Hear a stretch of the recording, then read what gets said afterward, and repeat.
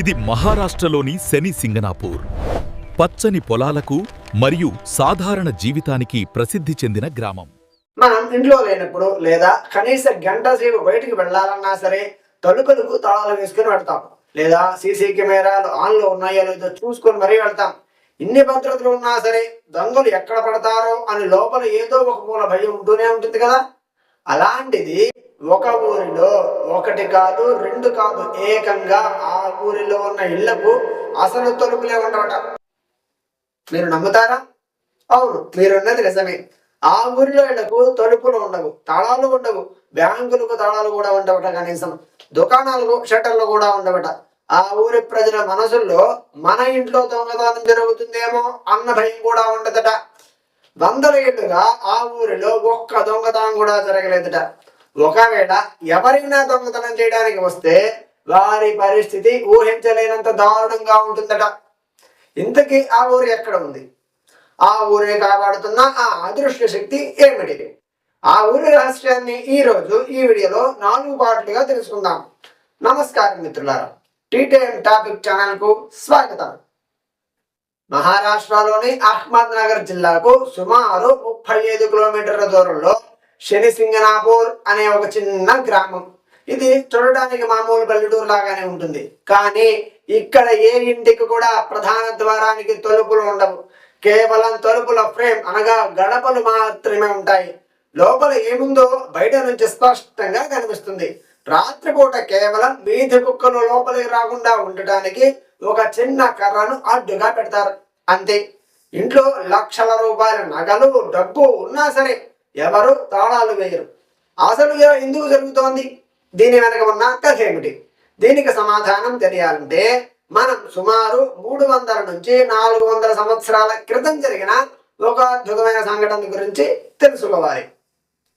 Part 1, శనీశ్వరుడి ఆవిర్భావం, స్వయంభూగా వెలిసిన కథ గురించి తెలుసుకుందాం. 100 ఏళ్ల క్రితం ఆ ఊరిలో భారీ వర్షాలు పడి వరదలు వచ్చాయి. ఆ ఊరి పక్కన ఉన్న పానస్నాల అనే వాగు ఉప్పొంగి ప్రవహించింది. వరద తగ్గుముఖం పట్టాక కొందరు పశువుల కాపరులు ఆ వాగు దగ్గరకు వెళ్ళారు. అక్కడ చెట్ల పొదల మధ్య 5.5 అడుగుల ఎత్తు ఉన్న ఒక భారీ నల్ల రాతి విగ్రహం కనిపించింది.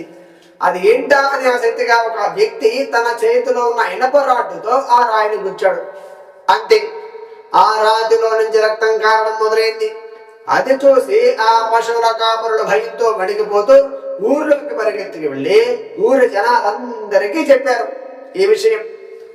ఆ రోజు రాత్రే ఆ ఊరిలో ఒక వ్యక్తికి కలలో సాక్షాత్తు ఆ శని దేవుడు కనిపించి, నేను శనీశ్వరుడని, నా స్వయంభూ రూపం మీ ఊరిలో వెలిసింది, నన్ను మీ ఊరి మధ్యలో ప్రతిష్ఠించండి అని ఆజ్ఞాపించాడంట. అప్పుడు ఆ వ్యక్తి, స్వామి, మీకంటూ ఒక గుడి కట్టి పైన పైకప్పు కూడా వేస్తాము అని అన్నాడట. దానికి శనిదేవుడు ఏమన్నాడంటే, నాకు ఎలాంటి పైకప్పు అవసరం లేదు, నా విశాలమైన ఆకాశమే, ఈ విశాలమైన ఆకాశమే నాకు పైకప్పు. అలాగే మీ ఊరిలో ఏ ఇంటికి కూడా ఇకపై తలుపులు ఉండకూడదు. మీకు ఎలాంటి ఆపద రాకుండా, దొంగల భయం లేకుండా నేను కాపలాగా ఉంటాను. ఏ ఇంటికైనా తలుపులు పెట్టుకుంటే నా రక్షణ ఆ ఇంటికి ఉండదు అని చెప్పి అదృశ్యమయ్యాడట కలలో. మరుసటి రోజు ఊరి ప్రజలందరూ ఆ రాతిని ఎత్తడానికి ప్రయత్నించారు, కానీ అది కదలలేదు. మరలా అదే రోజు రాత్రి ఒక దినగలలో శనిదేవుడు కనిపించి ఇలా అన్నాడట, ఎవరైతే స్వచ్ఛమైన మనసుతో ఉంటారో వారు వారి రక్త సంబంధీకులు స్నానం చేసి స్వచ్ఛంగా వస్తారో వారే నన్ను ఎత్తగలరు అని చెప్పాడట కలలో. అలా ఒక మామగారు అల్లుడు గారు కలిసి ఆ విగ్రహాన్ని ఎత్తి ఊరి మధ్యలో ప్రతిష్ఠించారట. అప్పటి నుండి ఈ రోజు వరకు ఆ ఊరిలో ఇళ్లకు తలుపులు ఉండవు, గుడికి పైకప్పు ఉండదట. పార్ట్ 2, దొంగతనం చేస్తే ఏమవుతుంది? ఇదంతా పురాణ కథ కదా. ఇప్పుడు ఏకంగా అంతా డిజిటల్ అయిపోయింది కదా, మరి దొంగలు ఎందుకు రావడం లేదు అని మీకు అనుమానం రావచ్చు. ఇక్కడే ఉంది అసలైన మిస్టరీ. స్థానికులు చెప్పేదాని ప్రకారం ఎవరైనా సరే ఆ ఊరిలో దొంగతనం చేయడానికి ప్రయత్నిస్తే ఆ శనిదేవుడు కోపానికి గురవుతారట. దొంగతనం చేసి ఊరు దాటే లోపే వారు అంధులుగా అనగా గుడ్డివారుగా మారిపోతారట. కొందరు దొంగలు ఆ వస్తువును తీసుకుని వెళుతూ ఉంటే ఊరి సరిహద్దులు దాటలేక అదే ఊరి చుట్టూ పిచ్చి పట్టిన వారిలాగా తిరిగేవారట తెల్లవారులు. కొంతమంది అయితే రక్తం తొక్కుకొని ప్రాణాలు వదిలేశారట. అది అక్కడ జనాల ద్వారా తెలుస్తుంది, మనకి అక్కడికి వెళ్తే తెలుస్తుంది. గతంలో ఇలా దొంగతనం చేయడానికి వచ్చిన కొందరు దొంగలు ఆ తర్వాత శనిదేవుడి భయంతో నేరుగా పోలీసుల ముందు లొంగిపోయి తమ తప్పును అంగీకరించిన సంఘటనలు కూడా పోలీస్ స్టేషన్ రికార్డులో ఉన్నాయట. ఆ దేవుని మీద ఆ ఊరి వాళ్ళకి ఎంత నమ్మకం ఉందంటే 2011వ సంవత్సరంలో యూకో బ్యాంక్ వారు తమ బ్రాంచ్ను ఆ ఊరిలో ఓపెన్ చేశారు. ఆ బ్యాంకు కూడా వారు తాళాలు వేయలేదు. భారతదేశంలో ఏ బ్యాంకుకైనా కట్టుదిట్టమైన భద్రతా లాకర్లు ఉంటాయి, కానీ శనిసింగనాపూర్లో ఉన్న యూకో బ్యాంకుకు కనీసం ఇనప షట్టర్లు లేదా తాళాలు కూడా ఉండవు. ఎప్పుడు తెరిచి ఉంటుంది. కేవలం జంతువుల లోపలికి రాకుండా ఒక గాజు గ్లాస్ మాత్రమే ఉంటుంది. పార్ట్ 3. ఆధునిక కాలం నిజంగా దొంగతనాలు జరగడం లేదా? ఎక్కడైతే నమ్మకం ఉంటుందో అక్కడ ప్రశ్నలు కూడా ఉంటాయి కదా. సోషల్ మీడియా, ఇంటర్నెట్ వచ్చాక చాలా మంది హేతువాదులు ఈ గ్రామంపై అధ్యయనం చేశారు. సైంటిఫిక్ గా ఆలోచిస్తే ఇక్కడ దొంగతనాలు జరగకపోవడానికి కొన్ని ప్రాక్టికల్ కారణాలు ఉన్నాయి. అవే భక్తి మరియు భయం. శనీశ్వరుడు అంటే కర్మల దేవుడు, తప్పు చేస్తే వెంటనే శిక్షిస్తాడు అనే బలమైన నమ్మకం, భయం చుట్టుపక్కల ప్రాంతాల ప్రజల్లో బలంగా నాటుకుపోయింది. ఆ భయం వల్లే చాలా మంది అటువైపు కన్నెత్తు కూడా చూడరు. ఒక విషయం, కమ్యూనిటీ సర్వేలెన్స్. ఇది చిన్న గ్రామం.